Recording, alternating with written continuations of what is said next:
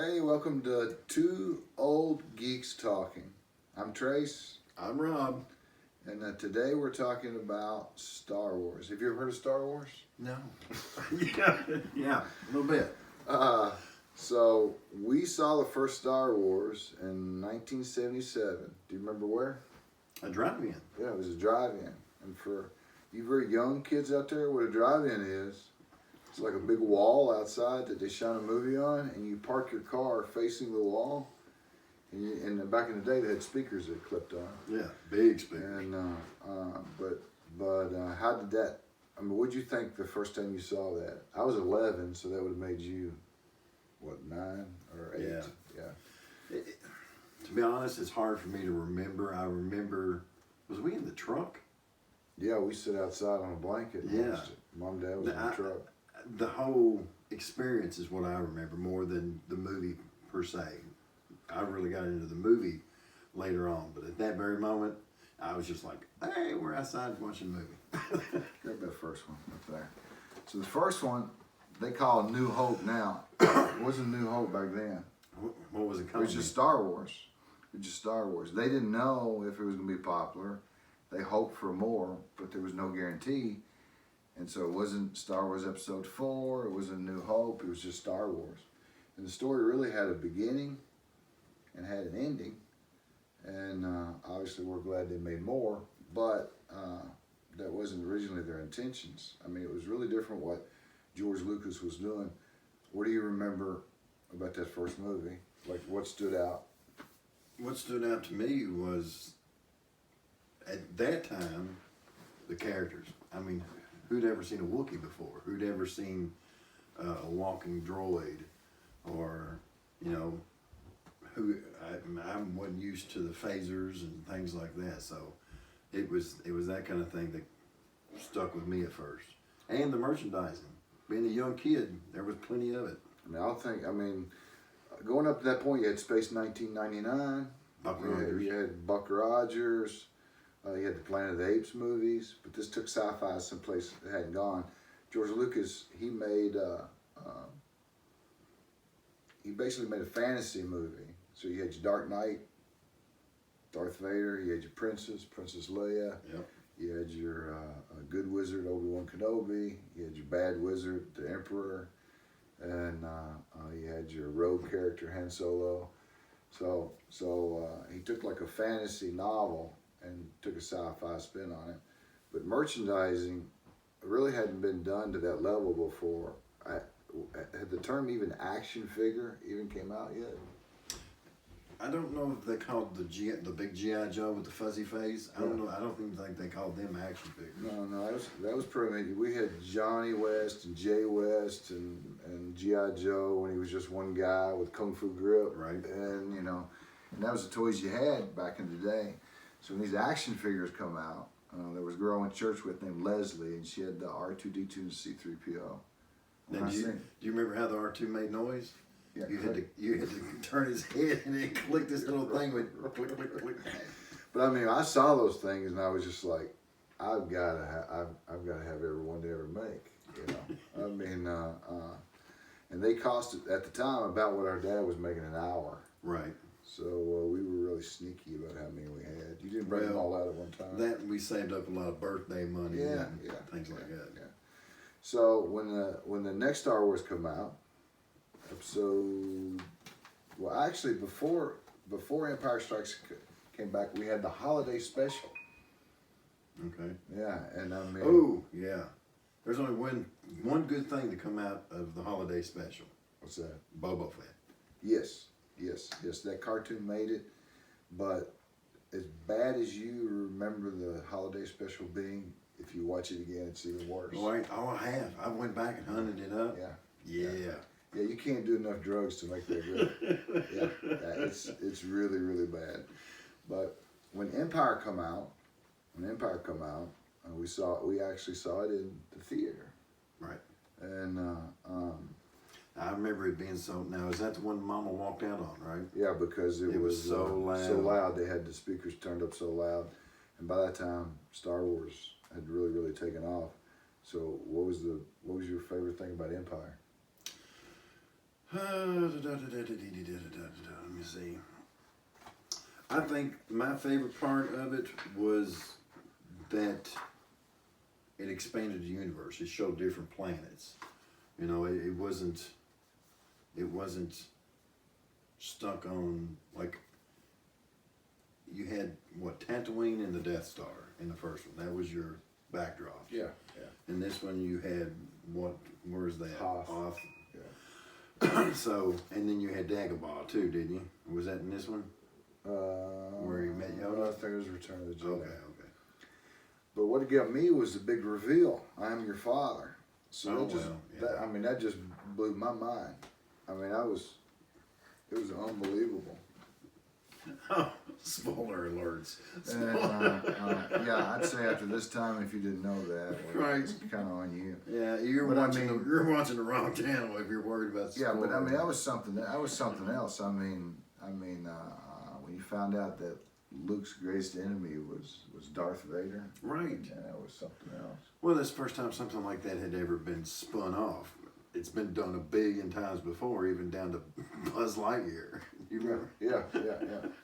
But yeah, that was something else. So what about the next movie, Return of the Jedi?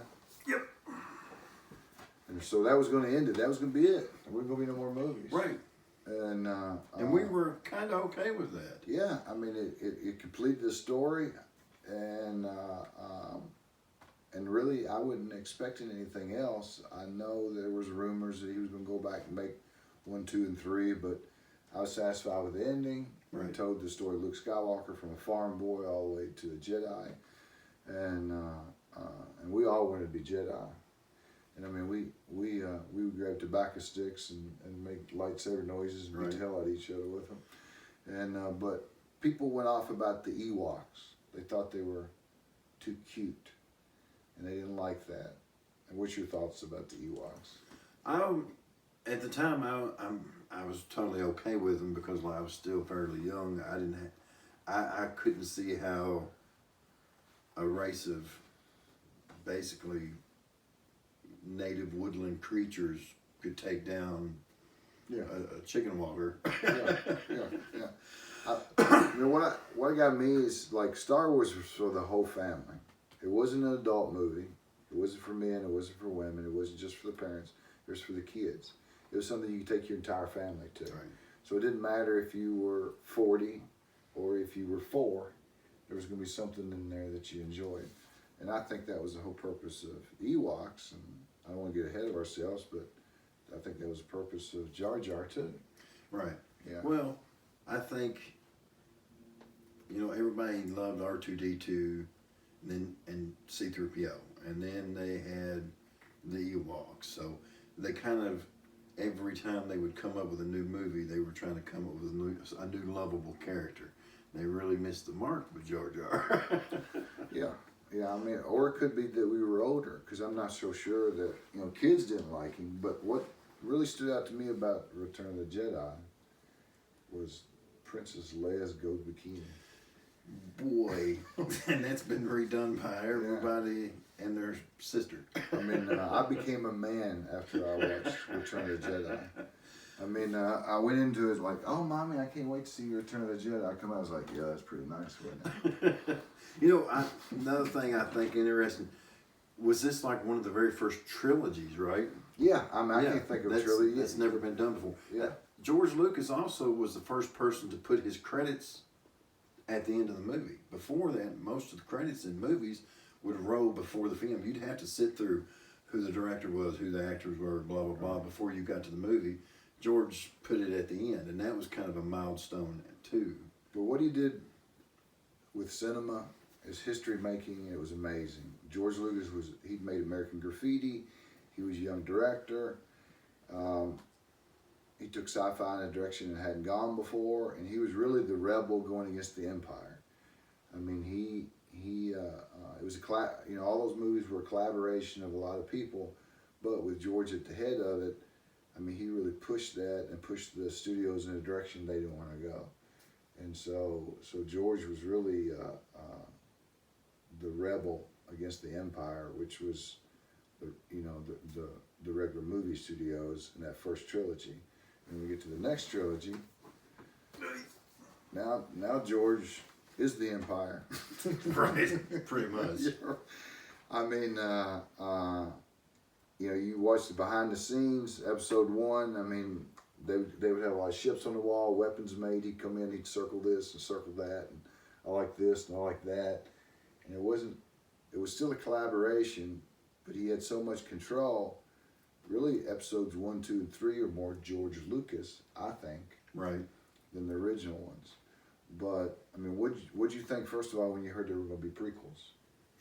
At first, I was excited. I thought, because, you know, we had lived without it for so long that we knew that there had supposed to have been 9 chapters. Right. And so when they said, look, we're going to go ahead and do the first 3, I thought, that's cool. I wonder how they're going to end up doing a young version of Luke and Leia and them. But they went way back. Right. And I'm okay with that because as far as the history and what's it called, where they've got all the history of the Star Wars universe written back, Canon. like all the old canon and stuff, it goes way back. Right. I mean, we're talking like a whole world developed history like you hadn't seen since Token. I mean, people give. First of all, I saw this 4 times in the theater. I had to bribe my daughter with a movie meal that 4th time to get her to go. 'Cause she begged me, I do not want to see this movie anymore. But she loved it, and I was able to share my love of Star Wars with her. And but I mean, I think it's got the greatest. I think episode 1, The Phantom Menace, has got the greatest lightsaber battle of the entire saga. That's one thing they did up the game on. Boy, they've got some skill when it comes to the. Ray Park, he was a martial artist. So, I mean, he wasn't an actor trying to do martial arts. He was a martial artist, and it showed through. Right. And Ian McGregor and Liam Neeson, I mean, they worked so hard to make that fight so good. So, and I also liked the pod race. I thought that was neat. Right. I thought that was fun. So, you know, a lot of... I wasn't a fan of the Immaculate Conception and the midichlorians. Oh, yeah, I didn't like that. Because I like the Force as like this mysterious power, yeah. That Yeah, just flows through everything. It got too scientific, Right. you know, when you got into midichlorians. And I think he realized that after the fact, because he never really revisited it Right. in the next one. So, Attack of the Clones. What you think about that? Well, you know, I kind of like that because it kind of gives you an idea of the development of the Empire. You know, how all, you know, they've got all these troopers because, you know, in the first New Hope, Luke was like, I'm going to join the rebellion, or I'm going to do this. And you're thinking, well, who's sitting there thinking, hey, I'm going to grow up to be a stormtrooper? Well, you know, you wouldn't think a person would think that way, but they didn't. They just basically made them. I mean, what? Everybody wondered what the clones were going to be, and when you found out that, you know, they were fighting on the side of good, that was a surprise. I really think the prequels were well written, and there was a lot of good political satire inside of them. But seeing all the Jedi ignite their lightsabers and the Geonosis scene at the end, Mm-hmm. you just don't have 1, 2, or 3 Jedi. You've got hundreds of Jedi, you know, on the field fighting, and so I mean, I would watch that, and I'd look over and watch something in the background, and I'd look over to the right and watch something in the background, watching all these different fights, and watch the movie once I had the DVD over and over and over again, just watching all the stuff that they put in the background. Mm-hmm. But what'd you think about the Yoda fight? He ignites his lightsaber for the first time in the series. I enjoyed it. I liked it. It was just weird to see him doing all those flips off the walls and stuff like that. I thought, you know, it pushed it to almost being a little too cartoony. But you're also talking about a guy that's under what, 2 foot tall? Right. So I mean, if he doesn't have the ability to do something like that, then there's really no fight, is it? Yeah. but I thought it was neat. I mean, I thought it was exciting. He had this little Bruce Lee move at the beginning of it, you know. I'm a Bruce Lee fan, so I like that. So then that was the end of those movies, and you thought that might be the end of Star Wars. Original trilogy, we thought that was in. Prequel trilogy, we thought that was in. Well, then we started getting cartoons. You had on the Cartoon Channel, you had Star Wars Clone Wars. There was little bitty shorts. And we had droids and Ewoks. Right, when we were growing up, yeah. Right. And they were definitely geared toward kids. This was a little bit more adult. It was made by Gendy Tartakoff, the same guy that does Samurai Jack. And he does action fantastic. He's got a new cartoon coming out called Primal. Not really into cavemen, but it looks like it'd be good. But these went over really, really well. And they say it's not considered canon. They say they don't consider that canon. No, they say this doesn't. And what I liked about that, it told so much of a story in such a short amount of time. And then we got another motion picture release. So this was released. The Clone Wars movies come out to theater before the cartoon come out, and so it was computer animation. It was 3D animation. And did you see it in the theater? I don't think so, no. And it was really just kind of so-so. I mean, you know, first one they introduced a Padawan called Ahsoka to Anakin. And at first I didn't like the character at all. And I like what she developed into. Right, exactly. But yeah, this kind of came and went. It was and in my mind, it was just kind of fizzled out. But then you get into the Clone Wars cartoon, and this is like the end of George Lucas era, and we'll talk about the Disney Star Wars in another video. But if you haven't seen these, you should. They really flesh out the prequels. They make the prequels more interesting. George Lucas was involved in them. Have you seen all of them? No. Yeah. No. And it started out very kiddie, and but Dave Filoni, he was one of the responsible for the success of that. And if George Lucas had a Padawan, it would be Dave Filoni. He's as close as you can get to George Lucas without being George Lucas, because he just worked underneath him for so many years. They brought Darth Maul back. What'd you think about that?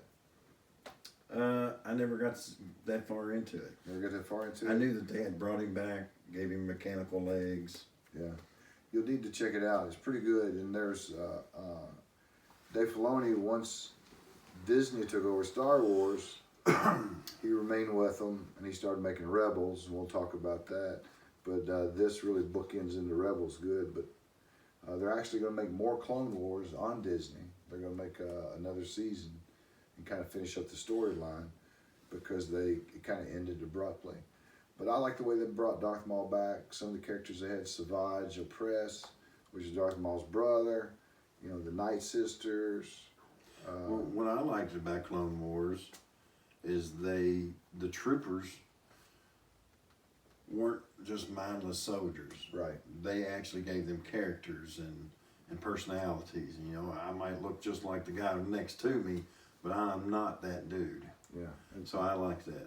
Yeah, I did too. The way they cut their hair different, and Right. sometimes you get different tattoos, and so that was pretty good.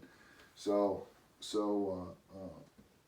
that ended when George Lucas sold to Disney. That ended the George Lucas era, and Star Wars has changed a bit, and since then, we'll talk about that in another video.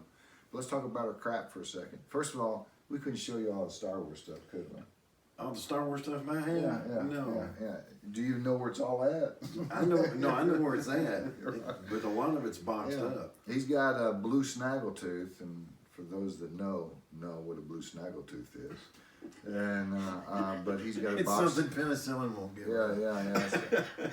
He's got it boxed up, but it'd be an ordeal trying to find it.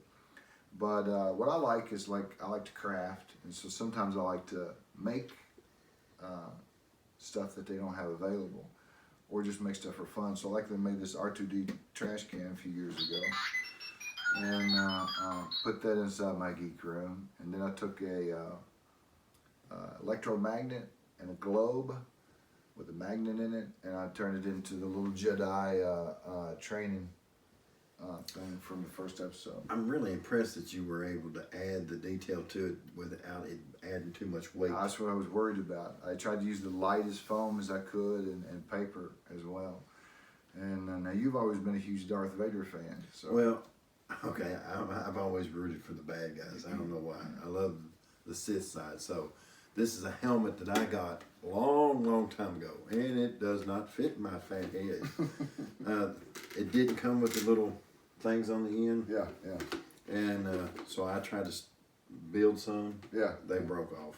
Yeah. But there's no date on this. I Yeah. tried to look to see if there's a date, and there's not. It's one of the very first ones they come Yeah, out with. it's one of the first ones they came out with. Yeah. Now I brought this, and the reason I brought this is because this was discontinued. This was Darth Maul's lightsaber, and it still makes so. No, but the reason it lights up. But the reason I brought it is because it was discontinued, and because the batteries was actually melting this and setting houses on fire or hurting small children, so they stopped selling these. So these are hard to get. So batteries don't stay in this. You all got to hear it for the first time, probably the last time. Let's see, what else did I bring? I brought this. This is my most detailed Darth Vader, and it was made in '82, I believe. No, 98. But I brought that just because I always thought that. I liked it because you actually, for the first time, when you got to see Darth Vader's face. Yeah. Oh, yeah. That was a huge reveal. Yeah, that was a huge reveal. I mean, when we were all expecting, we didn't know what to expect. Right. We didn't get what we expected. We had our expectations subverted. Seeing that old, helpless kind of bald guy. I'm gonna do something that's gonna freak people out. I'm gonna open it up. You've never had it open before? No, I've had it open before. Oh. But the thing is it's been opened once. You can see that the rubber band that holds the lightsaber is done dry rotted and falling off. But yeah, the little detail on the helmet, that's pretty cool though. I don't know that I've even had the helmet on his head. But anyway, you can see how old it is because the plastic stuff's falling apart on it. Yeah. But that's the thing about Star Wars collectibles. A lot of them are sentimental. It doesn't really matter how much they're worth. And it's just the fact you had them when you were a kid. And that's the whole thing about Star Wars. It's sentimental. As a grown man, I look back at those movies and I don't think they're the best movies ever made. But they take me back to where I was 11 years old at the drive-in with my little brother. Sitting on a blanket. Might have been this blanket. This is my Star Wars blanket I had in my room when I was a kid. That's not always there, is it? No, I just stay there for this special occasion. I was surprised it's still on my feet. Oh, well, Dad had it in a barn. It's got some holes in it where some mice was eating on it, but I rescued it. But anyway, I hope you enjoyed it, and we'll make more of these in the future, and I think we're done. Are you done? Yeah. Hey, may the force be with you. Yeah, right.